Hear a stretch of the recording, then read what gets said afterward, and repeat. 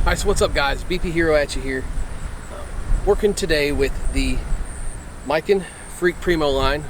Today what we have is the Supermax and the Balance. Both of these are 14-inch barrel. The Supermax is a full ounce in load, 27 ounce, and the Balance is actually a 28. And I'm very sorry for all the noise going on behind me here. It's the only place I could find to hit. There's people cutting down trees and chipping them up over here, and then we got school bus parking practice over here for school getting ready next week. But we're out here to hit, so that's what we're gonna do, because this is the only field I could find. I wasn't gonna blind you with the sun or didn't have people on it on a freaking Tuesday morning. I don't know what the deal is. But anyway, here we are checking these things out. If you're interested in picking these up, you can go to hbsports.com and use code BPHero to save yourself a pretty good bundle of money, or you can hit me up directly and I can get you fixed up with one of these. And what I'm gonna do is a little bit of good old tee work here. I've got some things I need to work on with my swing, so I'm gonna kind of do two birds with one stone. I'm gonna review these bats and get a little bit of tee work in as well to help myself. And I'm also gonna kind of talk about the difference in a inload and a balance bat. This is a good time to do that, being I've got a full ounce inload here and a balance bat here. They're the same specs, literally same barrel, everything, handle, the only difference being inload and balanced. So we'll talk about that stuff as I kind of work through these bats here and let you check it out. With no further ado, let's get going.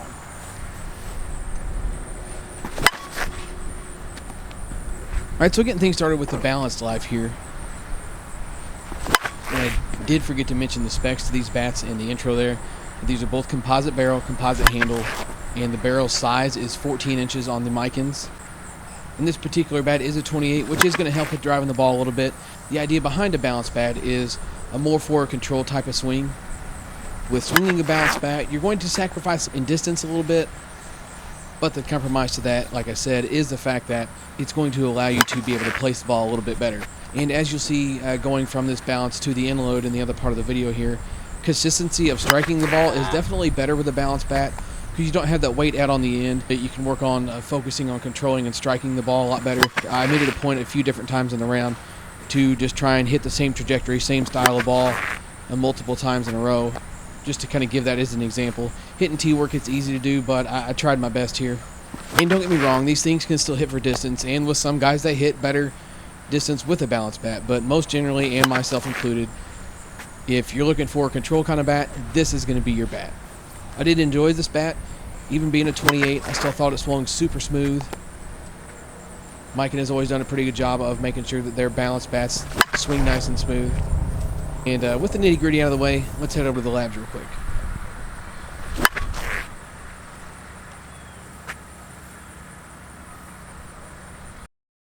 So it's coming in on a scale at 27.9.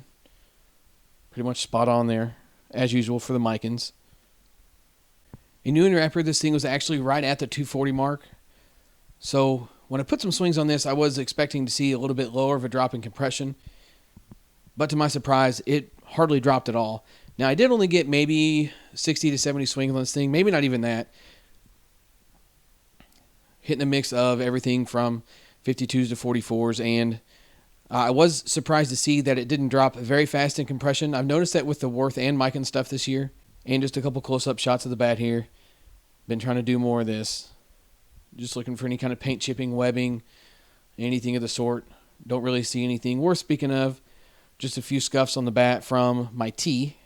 The rubber end of the tee kind of leaves some scuffs on these things sometimes.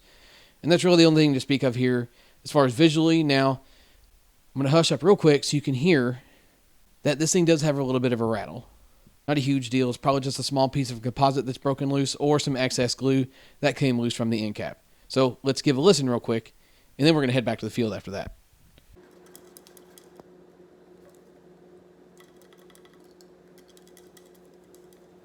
I lied. Here's some radar footage. God.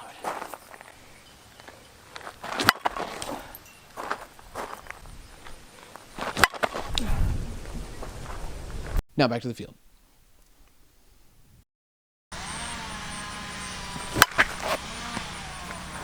So this thing checks all the boxes for me. Even though I'm not a balance fan, I can still swing a balance bat and enjoy it, and I did with this. Good performance. Seems to hold compression, which does impress me, and it still hits the ball well for doing so.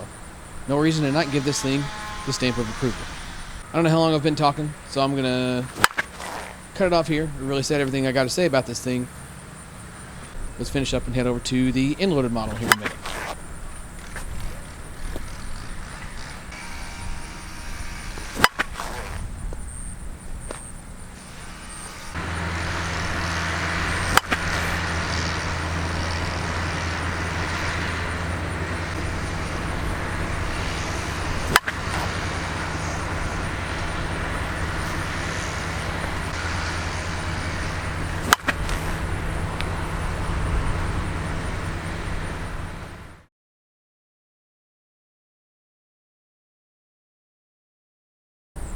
Alright, so here we are, swinging this big end load.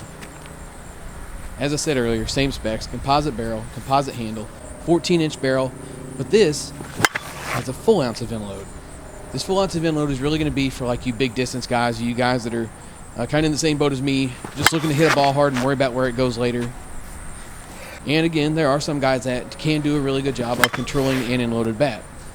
I personally have swung end loads for years, and it's just kind of fit my style of hitting for a long, long time. So I can still control this fairly well. I'm still striking the ball well, but I do struggle with trajectory a little bit at times. But again, I'm getting in the box just looking to hit a ball hard somewhere and kind of worry about the rest later. And this is a bat for those type of hitters.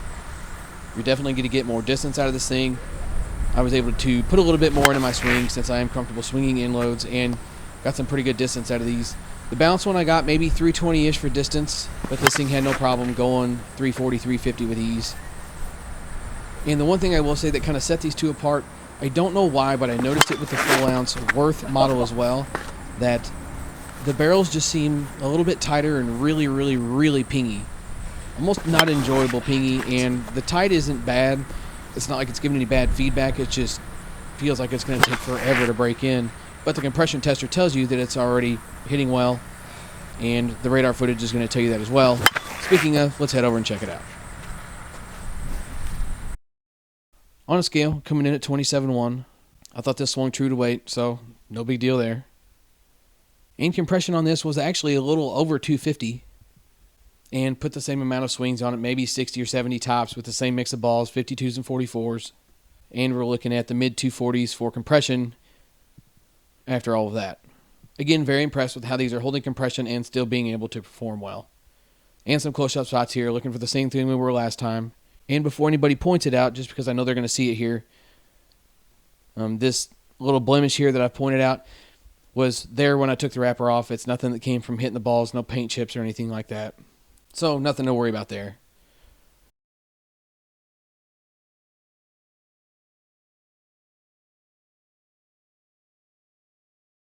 And of course, some radar footage as well.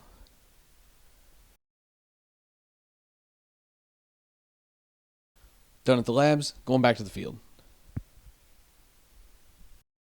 Alright, so I was at a weird impasse with this one. If you know me, you know I love great big end loads. And this thing no doubt had it. Swing weight wise, I thought it felt great. But just my sticking point with this one is just the super tight feeling, pingy tight barrel. I don't know what it is. I don't know if there's something inside of it. Maybe it has something to do with the end load. I can't even begin to guess to tell you why, short of just cutting the dang thing open. And it's not my bat, so I can't do that. Now, I will say that the max load version of this did still have a little bit of a ping sound to it, but it felt just like a normal Miken like they have year in, year out. Same thing with the Worth Ryan Harvey, which is the half-ounce model of the Worth line. So I don't know what the difference is between the half-ounce and the full-ounce bats that makes them feel this way, but for that reason, the feedback on this just didn't blow me away. It was just the type that made you question how you hit the ball. You almost had to see it come off to know how you hit it because you couldn't tell if it was good or bad feedback. So I'm just going to tell you to try it. You may like it, you may not. If you're looking for an end-loaded Miken, I highly encourage you to check out the Freak Primo Max Load, which is the half-ounce version of this. It felt fine, hit the tar out of the ball. So that would be my recommendation for that. Thanks for stopping in, guys. I hope you enjoyed the video. I know T-Work's kind of a bummer, but we're out here grinding. And things are just about back to normal. We're going to get back to going over to the computer at the lab and things like that. Getting settled in from this move. As soon as we get all done, it's go time, baby. But until then, what I need you to do, subscribe to the channel, like the video, comment down below, swing hard in case you hit it, and I'll catch you in the next one.